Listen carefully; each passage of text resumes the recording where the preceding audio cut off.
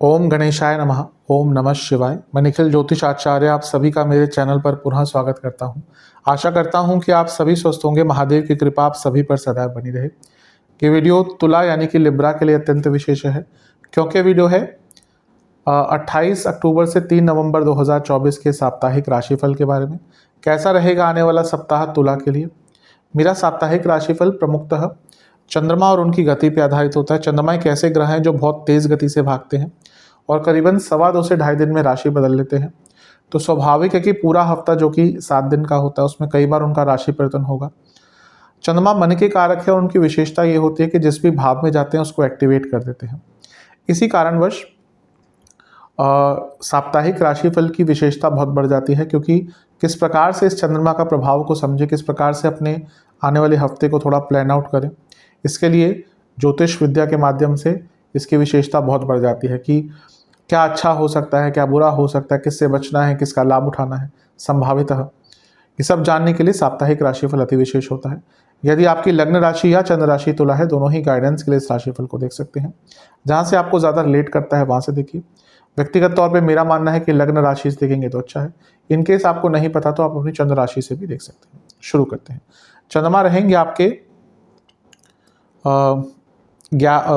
12वें घर में। 28 तारीख को रात के करीबन 8 बजे आपके 12वें घर में प्रवेश कर जाएंगे और 31 अक्टूबर सुबह के 11 तक यहीं पर रहेंगे।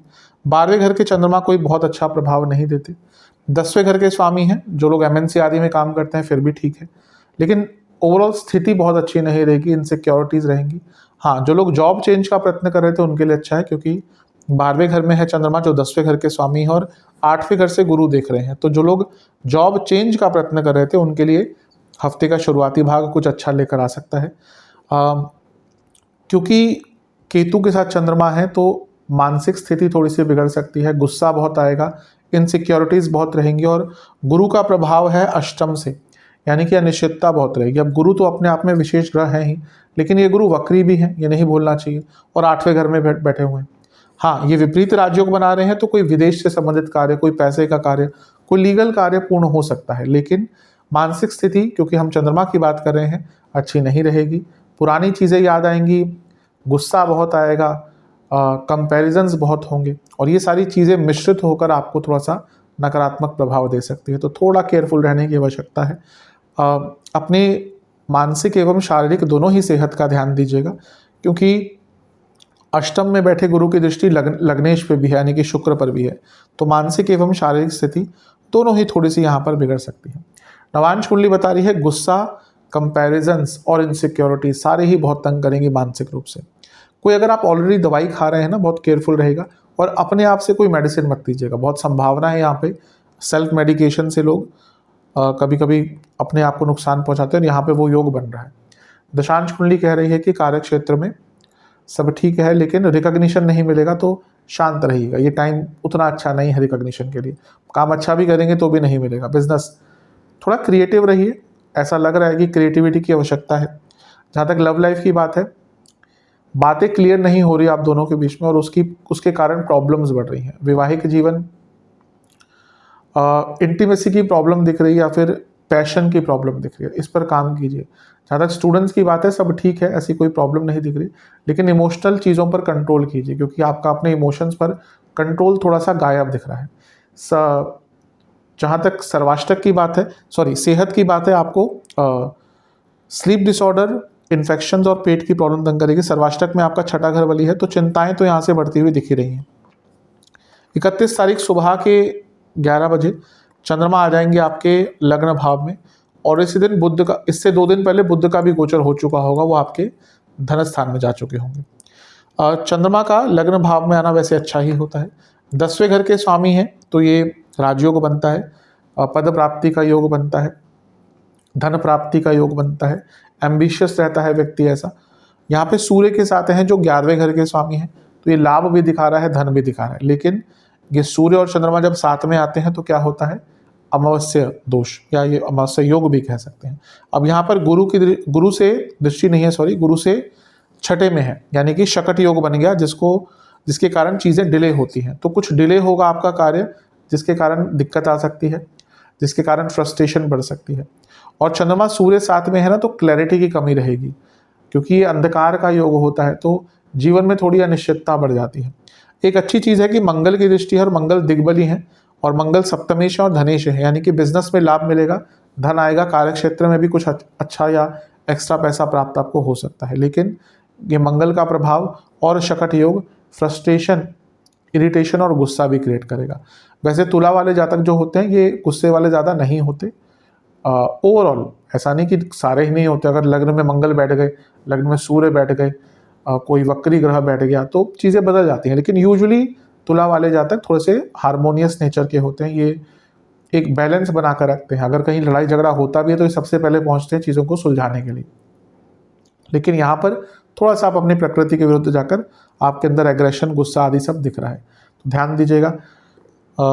नवांश कुंडली बता रही है कि जितना शांत रहेंगे अच्छा रहेगा। दशांश कुंडली कार्य क्षेत्र में इमोशनल बहुत रहेंगे और सेंसिटिव बहुत रहेंगे, और ये चीज़ें आपको तंग कर सकती हैं। जहाँ तक बिजनेस की बात है, शांत रहिएगा, कुछ अलग मत कीजिएगा, मतलब कि कोई रिस्क मत लीजिएगा, जैसा चल रहा है चलने दीजिए। लव लाइफ में बहुत बड़े झगड़े हो सकते हैं और गलती कहीं ना कहीं आपकी ही होगी, ऐसा दिख रहा है। वैवाहिक जीवन, एक ही प्रॉब्लम है कि ना एक दूसरे की एक्सपेक्टेशन नहीं समझ रहे और एक्सपेक्टेशन खुद बहुत कर रहे हैं। ये दोनों ही विपरीत चीज़ें होती हैं। हम एक्सपेक्टेशन बहुत करते हैं लोगों से, लेकिन उनकी एक्सपेक्टेशन पूरी नहीं करना चाहते, यही प्रॉब्लम दिख रही है। स्टूडेंट्स, मॉरली करेक्ट रहिए और ऑर्गेनाइज रहिए, दोनों ही चीज़ों की कमी दिख रही है। सेहत की जहाँ तक बात है, हड्डियों के रोग, कफ विकार, स्लीप डिसऑर्डर, सर्वाष्टक, आपका छठा घर बली है। गुस्सा, पुनः कहूँगा, गुस्सा और फ्रस्ट्रेशन दोनों ही बहुत ज़्यादा रहेगी।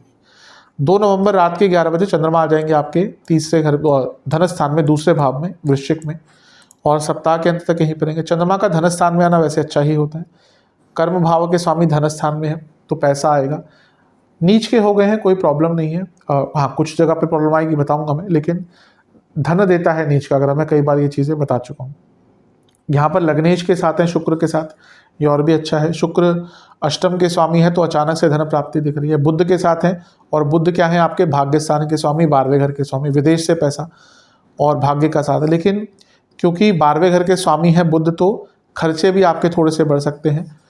यहाँ पे बस ध्यान इस चीज़ का देना है कि क्योंकि वाणी के स्थान में चंद्रमा है और नीच के हैं और कई ग्रहों का प्रभाव है, यहाँ पर गुरु की दृष्टि भी है, शनि की दृष्टि भी है, तो वाणी पर बहुत कंट्रोल कीजिएगा। कुछ ऐसी चीज़ें बोल देंगे जो आप मीन नहीं करते और फिर उसके कारण प्रॉब्लम हो सकती है। दूसरा, इन्वेस्टमेंट आदि भी कोई अचानक से मत कीजिएगा, क्योंकि यहाँ पे दिख रहा है कि हो सकता है कुछ ऐसा अचानक से आप पैसा कहीं लगा दें या किसी को दे दें जो फिर वापस आपको प्राप्त करने में दिक्कत होगी।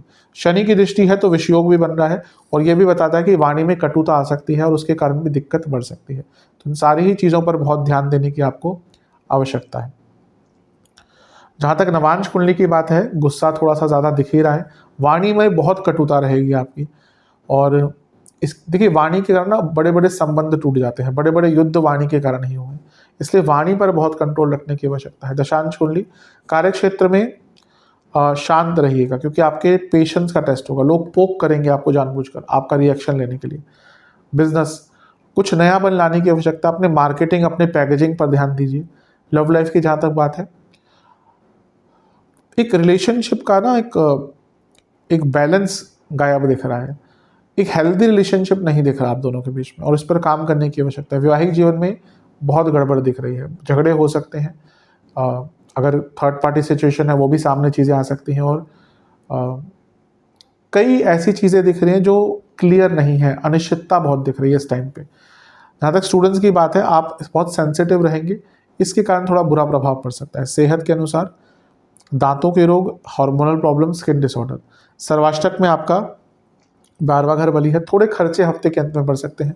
उपाय के स्वरूप में लक्ष्मी चालीसा का 1 बार और दुर्गा चालीसा का 2 बार पाठ करके दोनों ही माताओं को हलवे का भोग लगाइएगा। आशा करता हूँ कि वीडियो काम आएगी। चैनल पर नए हैं, सब्सक्राइब कीजिए, वीडियो को लाइक कीजिए। मिलता हूँ अगली वीडियो में, तब तक के लिए ओम नमः।